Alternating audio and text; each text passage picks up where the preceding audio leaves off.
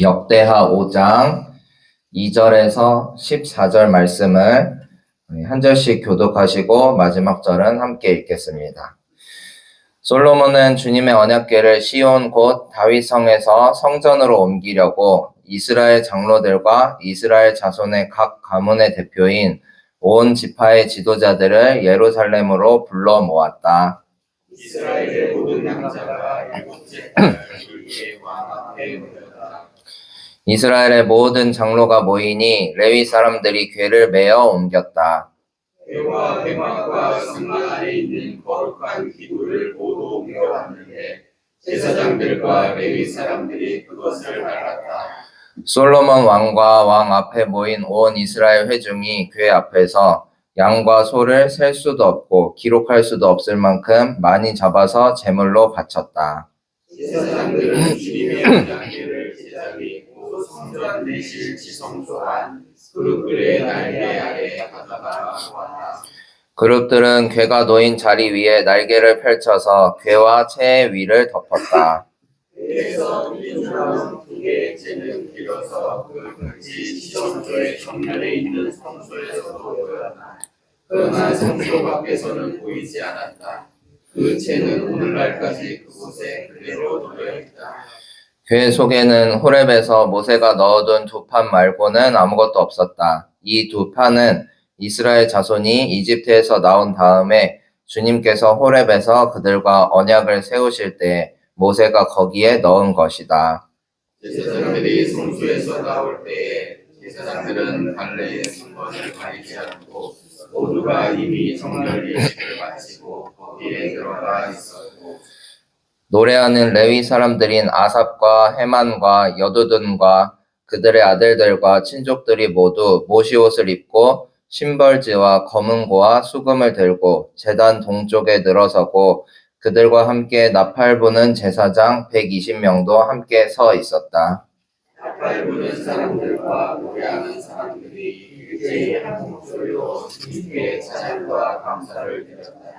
나팔과 신벌지와 그 밖의 악기가 함께 어우러지고 주님은 선하시다 그 인자하심이 영원하다 하고 소리를 높여 주님을 찬양할 때 그 집 곧 주님의 성전에는 구름이 가득하다.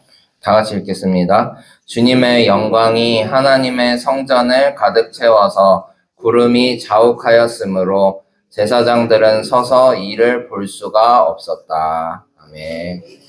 할렐루야. 오늘도 함께 예배하는 우리 모두에게 하나님의 은혜와 평강이 있기를 소망합니다. 오늘은 특별히 이제 우리나라의 대통령을 선출하는 중요한 날인데요. 하나님께서 그 과정과 끝을 지켜주시리라 믿습니다. 주님의 인도하심을 따르는 우리나라가 되기를 소망합니다. 오늘은 이제 성전에 가득 찬 주님의 영광이라는 제목의 말씀으로 은혜를 구하고자 합니다. 밤에 비행기를 이제 타보신 분들은 아시겠지만 비행기가 우리나라 상공에서 땅으로 거의 도착할 때쯤이 되면은 반짝반짝 빛나는 것들이 있습니다. 뭔지 혹시 아시겠나요? 빨간 불빛들이 이제 촘촘히 바뀌어서 반짝반짝 빛납니다. 그게 바로 이제 빨간 십자가 네온 사인인데요. 어두운 밤에 빨간 십자가가 촘촘히 박혀있는 모습을 보면 참 예쁘기도 하고 그리스도인으로서 감사한 마음, 자부심이 들기도 합니다.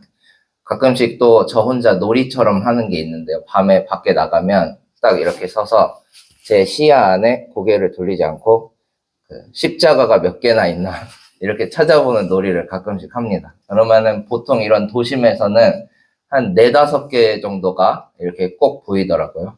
그럼 한번 저희가 생각을 해보면 기독교가 탄압받는 그 타국에서는 예배를 드리면서도 십자가를 밖에 내걸지 못하는 그런 법이 있는 나라도 있고요.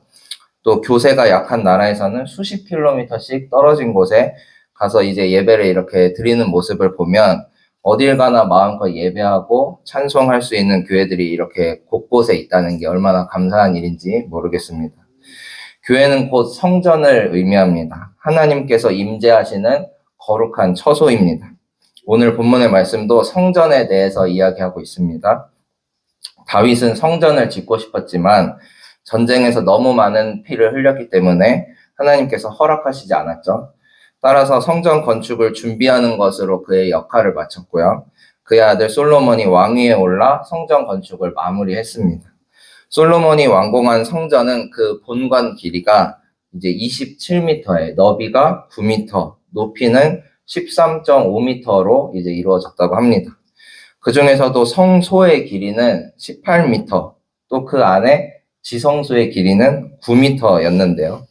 성소에서 하나님께 드리는 데 사용되는 어떤 그런 진설병상, 분향단, 등대와 같은 성물이 성소 안에 놓여 있었고, 지성소에는 언약궤가 놓여 있었습니다. 성소는 하나님께 제사를 드리면서 죄사함을 받는 예배 처소였기 때문에 거룩한 곳이라는 의미가 있습니다. 그렇다면 지성소는 무엇을 뜻할까요? 지성소는 뭐냐면 지극히 거룩한 곳이라는 뜻입니다. 원어 성경에서도 최상급 표현을 쓰고 있습니다. 그리고 영어로 된 성경에서도 The Most Holy Place라고 해서 가장 성스러운 곳, 성전 안에서도 지극히 거룩한 곳을 나타내는 말이 바로 지성소입니다. 그 지성소 안에 들어있는 한 가지 성물이 있는데요. 그것은 앞서 말씀드렸듯이 언약궤입니다. 다윗 왕같이 하나님 마음에 합한 자도 성전 건축을 허락받지 못했죠. 그렇게 거룩하게 지어진 곳이 바로 성전입니다. 그런데 그 거룩한 성전 안에 있는 지성소, 그 중에서도 지극히 거룩한 지성소가 있고요. 또 그 안에 들어가는 성물이 바로 언약궤라고 하니 이 언약궤가 얼마나 소중한 물건인지 짐작이 가실 겁니다. 오늘 함께 읽은 본문 5장 2절부터 이어지는 말씀은 그 언약궤를 성전으로 옮겨오는 과정에 대해서 말하고 있습니다. 언약궤는 길이가 1.1m, 너비가 67cm 정도 되는 작은 나무 상자인데요. 광야에서 이동할 수 있도록 하기 위해서 언약궤의 네 귀퉁이에는 둥근 고리를 만들고 그 고리에 8m 정도 되는 긴 채 두 개를 이렇게 꿰어서 사람들이 가마지듯이 메고 갔다고 합니다. 이 채들은 이동할 때 필요한 것인데 하나님은 언약궤가 이동할 때에도 그 채를 빼지 말고 그대로 두라고 하셨습니다. 그래서 솔로몬은 성전을 지은 후에도 언약궤의 채를 빼지 않고 지성소 안에 그대로 두었습니다. 5장 9절을 보시면 나옵니다. 9절의 말씀입니다. 궤에서 삐죽 나온 두 개의 채는 길어서 그 끝이 지성소의 정면에 있는 성소에서도 보였다. 그러나 성소 밖에서는 보이지 않았다. 그 채는 오늘날까지 그곳에 그대로 놓여 있다. 사진을 하나 보여드리면 좋을 텐데 그러지 못하니까 상상을 해보시기 바랍니다. 언약궤의 길이가 1.1m, 그렇게 크지 않죠? 그리고 높이가 67cm 정도 된다고 말씀을 드렸는데 이런 작은 나무 상자에 거기에 긴 채 두 개를 이렇게 고리에 끼워서 운반을 한 겁니다. 그럼 다 운반하고 나면 당연히 긴 채 두 개는 빼서 보관하는 것이 보기에도 더 좋지 않을까요? 안 그래도 귀한 성물이 바로 언약궤니까 그 언약궤의 거추장스러운 것들은 좀 빼놓고 좀 귀하게 이렇게 모셔두는 것이 더 멋진 모습으로 보였을 겁니다. 하지만 하나님께서는 이 채를 빼지 않고 그대로 두라고 하셨고 솔로몬도 그대로 두었습니다. 9절에서도 이렇게 표현합니다. 궤에서 삐죽 나온 두 개의 채는 길어서 정면에 있는 성소에서도 보였다라고 말을 합니다. 그럼 상식적으로 볼 때 삐죽 나온 이 두 개의 채는 빼두는 게 훨씬 자연스러울 겁니다. 빼두었다가 다시 이동할 때 끼워서 사용하면 될 일이었을 겁니다. 출애굽기의 말씀을 보니까 하나님께서는 언약궤를 처음 만들 때부터 이러한 지침을 주셨음을 알 수 있습니다. 출애굽기 25장 14절 15절 말씀입니다. 그 채를 궤의 양쪽 고리에 끼워서 궤를 맬 수 있게 하고 그 채들을 궤의 고리에 그대로 두고 거기에서 빼내지 말아라. 처음 만들 때부터 하나님께서 이렇게 빼지 말라고 말씀을 하신 거죠. 왜 그러셨을까요? 이 지침에는 어떤 소중한 영적인 상징이 숨어 있습니다. 언제든지 쉽게 이동할 수 있도록 두 채를 빼지 않았는데요. 이것이 바로 언약궤의 특징을 잘 말해주고 있습니다. 하나님이 함께 하시는 상징인 이 언약궤는 하나님께서 원하실 때 언제든지 쉽게 이동해야 함을 의미합니다. 또한 솔로몬이 성전을 건축한 후에도 채를 빼내지 않은 것은 성전이 하나님이 사시는 집이 아니라 잠시 머무시는 거처임을 상징합니다. 하나님은 언제든지 당신이 기뻐하시는 뜻대로 움직이실 수 있는 분입니다. 하나님은 인간의 손으로 만든 성전이나 제도나 법규에 얽매이는 분이 아니시죠. 이 모든 것들을 초월하여 자유롭게 활동하는 분이십니다. 이스라엘이 하나님을 배신하여 죄를 지으면 하나님은 언제든지 이들을 떠날 수 있는 분이라는 말씀입니다. 이런 일은 실제로 일어났습니다. 성전을 건축한 후에도 이스라엘 백성들이 하나님을 떠나자 하나님은 바벨론과 같은 이방인의 손을 빌어 이스라엘을 멸망하게 하셨고 성전도 무너지게 하셨으며 심지어 언약궤도 다시 사라지게 하셨습니다. 우리는 하나님이 선택하신 백성이다 하는 선민의식도 하나님을 붙들어둘 수가 없었고요. 하나님과 함께했던 그들의 과거가 그들을 구원할 수도 없었습니다. 지금 우리도 마찬가지입니다. 더 멋진 성전, 더 밝은 네온사인을 밖에 걸어두고 하나님을 모셨다고 생각하지만 하나님은 언제든지 그 영광을 거두어 가실 수 있는 분이십니다. 우리가 처음 사랑을 잊고 악한 행위를 회개하지 않으면 언제든지 촛대를 옮기시는 분입니다. 언약궤를 모셨다고 안심하는 것이 아니라 두려움과 떨림으로 주님 앞에 나아가는 우리 모두가 되기를 소망합니다. 주님께서는 나를 떠나지 말아달라고, 성령을 나에게서 거두지 말아달라고 간구하는 영혼을 결코 떠나지 않으십니다.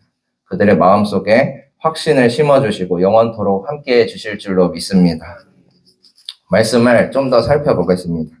11절에 보니까 제사장들이 주님의 언약궤를 지성소에 옮겨두고 성소에서 나올 때 노래하는 이들이 쭉 서 있었다고 이제 묘사하고 있고요. 또 심벌지와 검은고와 수금을 들고 주님을 찬양했습니다. 주님은 선하시다, 그 인자하심이 영원하다 하고 소리를 높여서 주님을 찬양할 때 주님의 성전에는 구름이 가득 찼다고 이렇게 말하고 있습니다. 주님의 영광이 하나님의 성전에 가득 채워서 제사장들이 서서 이를 볼 수 없을 정도로 구름이 자욱했다고 말하는데요. 여기서 말하는 구름은 한 가지를 떠올리게 합니다. 바로 출애굽 당시에 이스라엘의 백성들을 지켜주었던 구름 기둥을 떠올리게 합니다. 낮에는 불기둥으로 낮에는 구름 기둥으로 밤에는 불기둥으로 그들을 지켜주셨던 주님께서는 여전히 이스라엘 백성들을 지키시며 그 영광을 드러내십니다.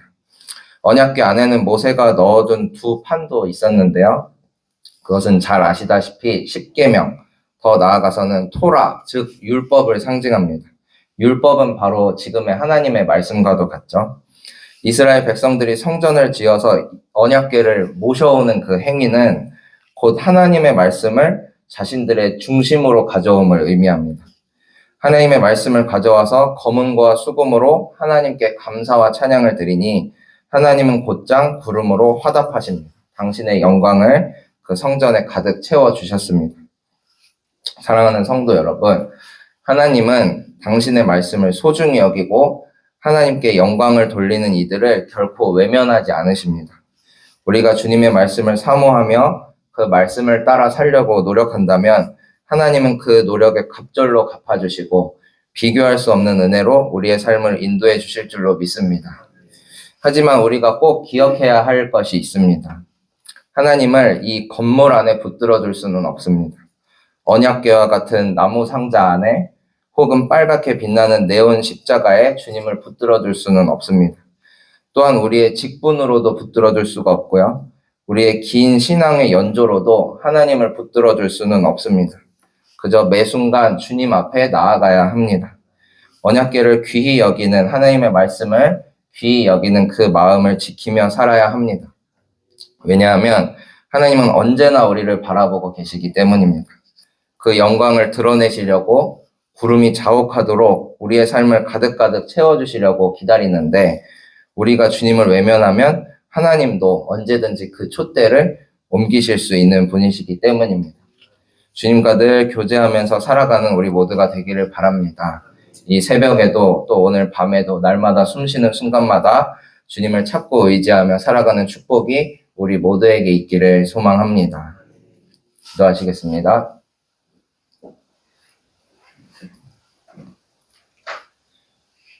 주님 감사합니다. 오늘도 주님 앞에 나와 예배하고 찬양하게 하시니 감사드립니다. 구름이 자욱하도록 감싸시는 주님의 영광을 바라보며 살길 원합니다. 우리의 죄와 연약함을 주님 앞에 내려놓고 언제나 감사와 찬양으로 살게 하여 주시옵소서. 하나님의 말씀을 삶의 중심에 두고 살아가길 원하오니 주님 우리와 함께하여 주시옵소서. 오늘은 이 나라의 대통령이 선출되는 중요한 날입니다. 수많은 고초의 시간을 지나 국민의 주권이 세워지고 공정과 상식이 통용되는 이 나라를 허락하심에 감사드립니다. 왜곡된 진실과 갈라진 공론으로 인해 저희는 마땅히 갈 바를 알지 못하지만 주님만을 의지하며 나아갑니다.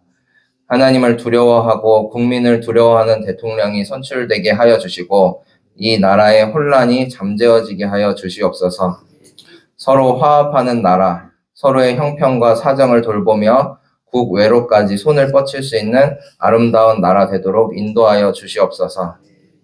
무엇보다 이 나라에 하나님의 공의가 바로 서기를 원합니다. 밝게 빛나는 붉은 십자가들이 겉으로 드러나는 불빛보다 영혼의 불꽃이 더 뜨겁게 타오르길 원합니다. 주님을 사랑하는 마음, 주님을 향한 감사와 찬양이 끊임없이 퍼져나오게 하여 주시옵소서. 우리의 지난 날을 회개합니다. 하나님을 마치 부흥에 가두어둔 듯 우리가 이만큼 성장했으니 주님께서 우리를 떠나실 리 없다고 자만했던 우리의 추악함을 고백합니다. 주님 용서하여 주시고 이 땅에 다시 한번 주님의 영광을 드러내 주시옵소서. 주님의 말씀을 사모하는 나라 되게 하시고 말씀을 실천하며 살아가는 주의 백성들 되게 하여 주시옵소서. 이제 귀한 하루를 시작합니다. 만나는 이들에게 주님의 향기를 드러내게 하시고 언제나 주님과 동행하는 자유와 기쁨이 우리 안에 충만하게 하여 주시옵소서. 이 시간 귀한 예물 주님 앞에 드린 손길이 있습니다. 주님께서 받아주시고 주님 뜻대로 사용하여 주시옵소서. 모든 것 주님께 맡겨드리며 살아계신 예수님의 이름으로 기도합니다. 아멘. 하늘에 계신 우리 아버지여